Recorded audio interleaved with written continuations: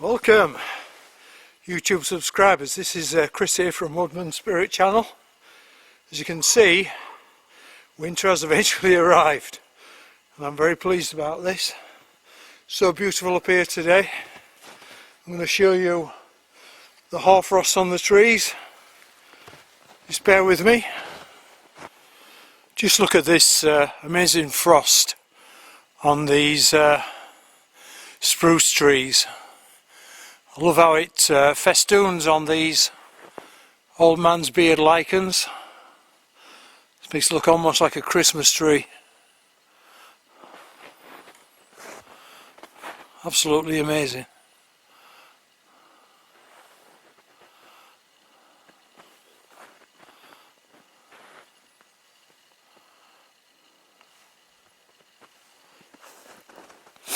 And I've just noticed down here sign of a deer, probably a buck scraping and scent marking. See where he's been turning around down there and marking with urine.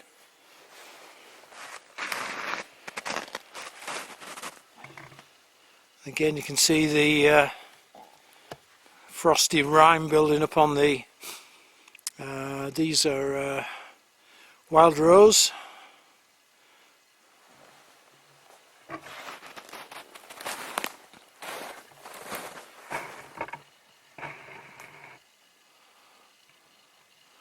Yeah, this is great. It's actually forecast to snow for the next 3 days.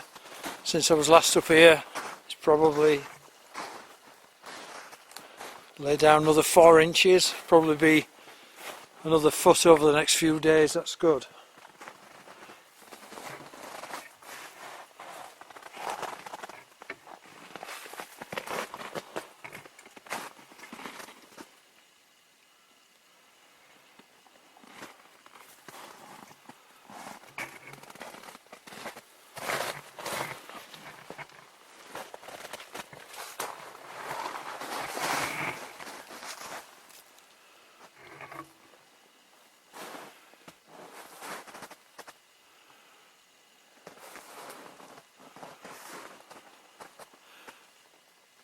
It's a curtain of old man's beard covered with frost.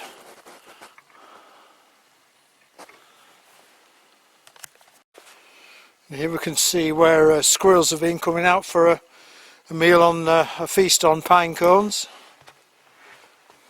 It's probably been the last few hours because it's been snowing this morning. As soon as it comes colder, they start diving into their cache of food stuff.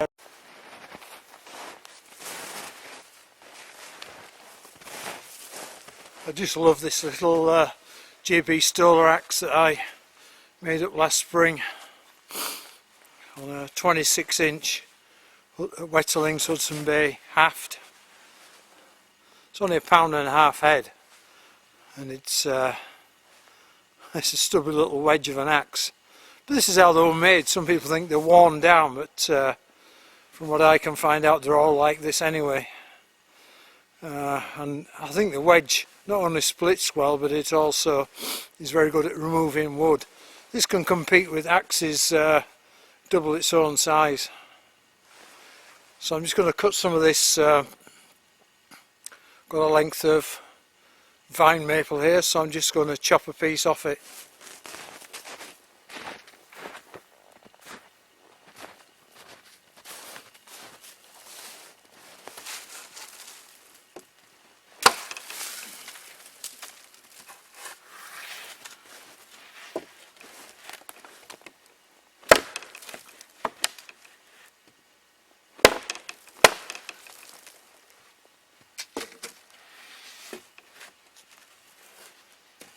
This is a fairly hard wood as well.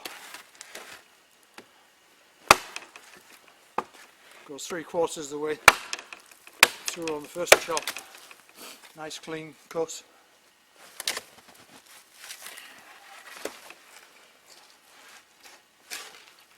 This is probably almost 2-inch diameter here.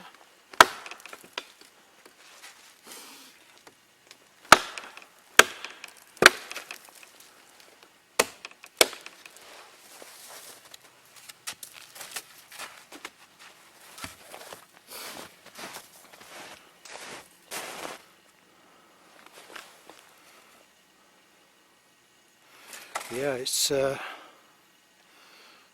though this is only 2-inch diameter,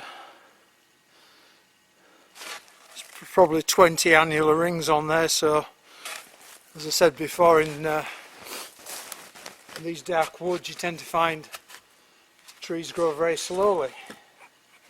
So even though it's 2 inches diameter, 20 years old at least.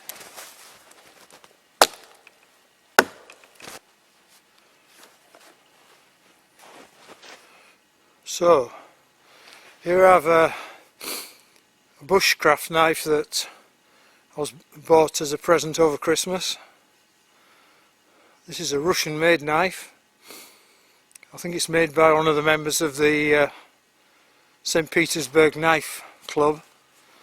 From what I can gather, not an expensive knife, but incredibly well made. I've just squared the spine off a little. It's a lovely 4-inch blade made of D2 steel and tempered very carefully over a charcoal forge, and you can still see the granulation on the metal. The grinding is very nice and clean. It was zero grind when I got it, so I've only just stropped it. It has a 4-inch micarta Rocky Mountain style finish on the brown micarta, tubular brass pins all the way through, and I've just put this short piece of 3mm paracord on here. It helps getting it out of the sheath in cold weather when you've got gloved hands, saves the embarrassment of dropping it in the snow and probably losing it. It's about 3/16 of an inch thick. From what I've read about this knife, it has a Rockwell somewhere between 60 and 62, so it's quite hard, and the knife maker has certainly taken time to make sure the forging and tempering process gets the maximum durability from the blade. So let's just see how this cuts.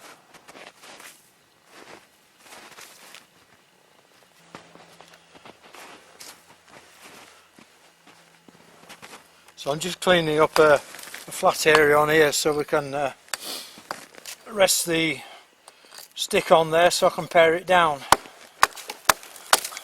You can see this is fantastic axe for leveling wood out.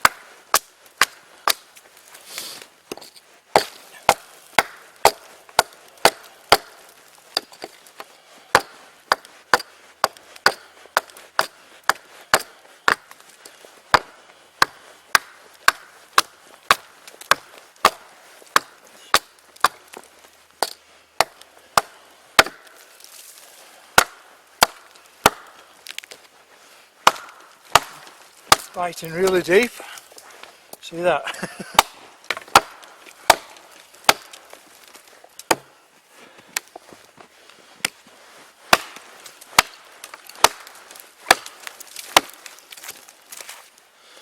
£1.5 pound axe. Crazy.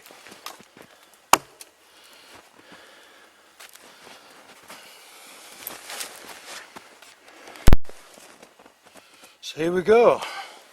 Russian Bushcraft knife. This is just a piece of very dry spruce, very knotty, twisted spruce.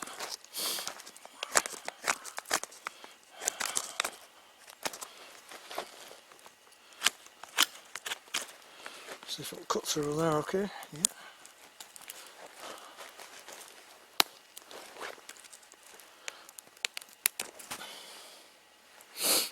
Yeah.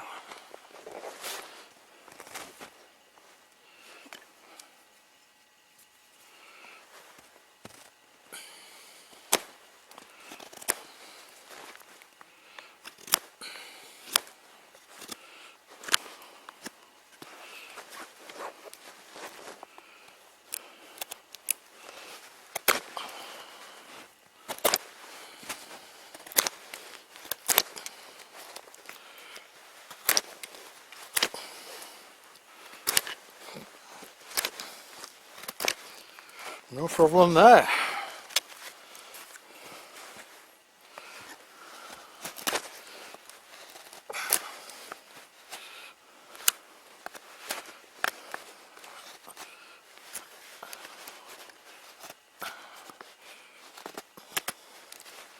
Yeah, the thickness of the handle's not too bad either.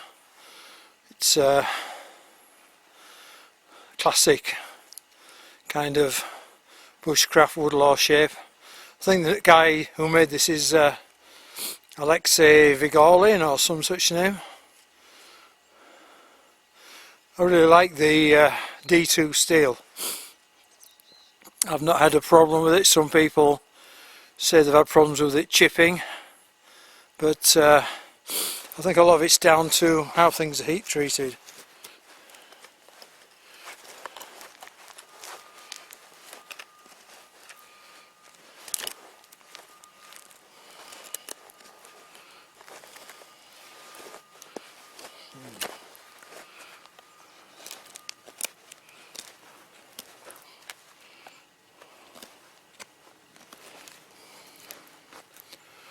Yep, let's try it on the hardwood.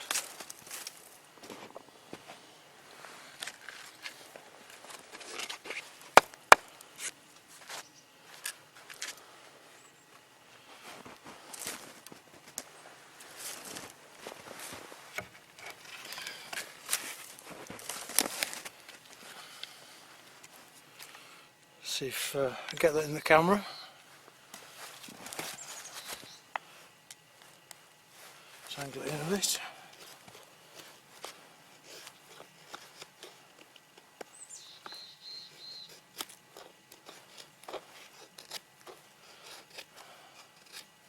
Yeah, it's quite an easy blade to control. I think because it's a zero grind, once you set your angle, you can take off shavings, make feathers that are equal thickness without too much problem.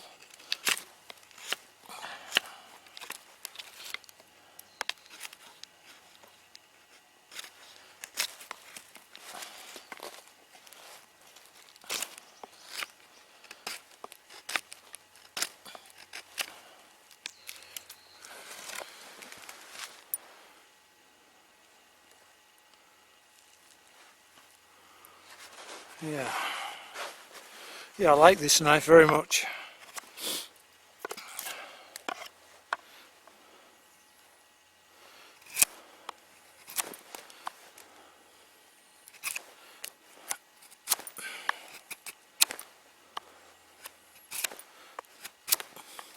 As you can see, it slices nicely.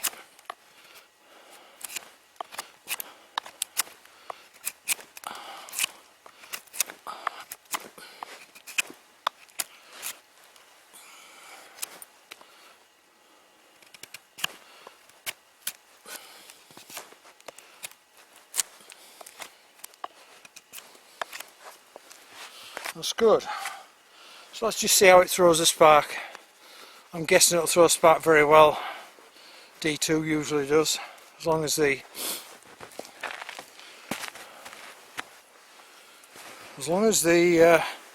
spine is a nice 90 degrees. It was a little bit rounded when I got it, but I've worked on it a little. Oh my, yeah.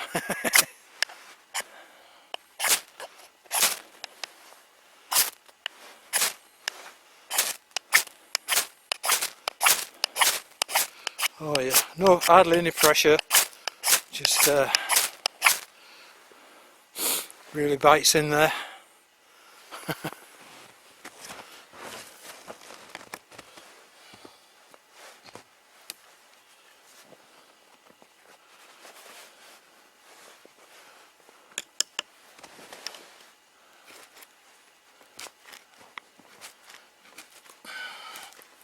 Just carving into this trunk here, this spruce. So we've got the camera angle right here. Let's tilt it down. Should be okay. yeah, so this is finishing off what the axe did. So in terms of carving, it's good.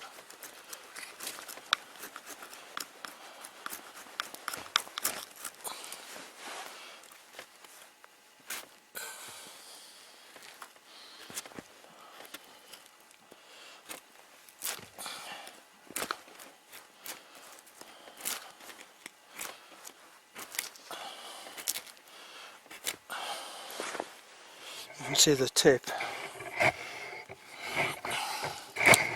See if I can get the tip working on this log.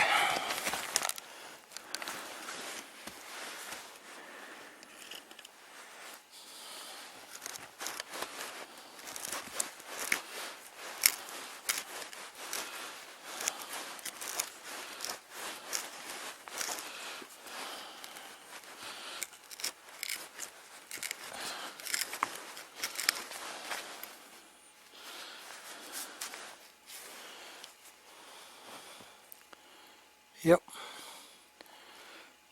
well tempered.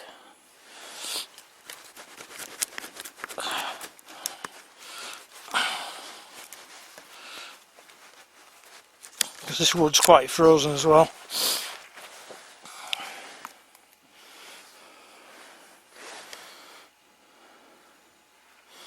Yeah, very, very pleased with this. I think over time this is going to become one of my go-to knives, an EDC knife. I'll report back at a later time just to see how she stands up. And there's a close-up of the dangler style sheath. Bit of nice thick cow leather, nice welt in it.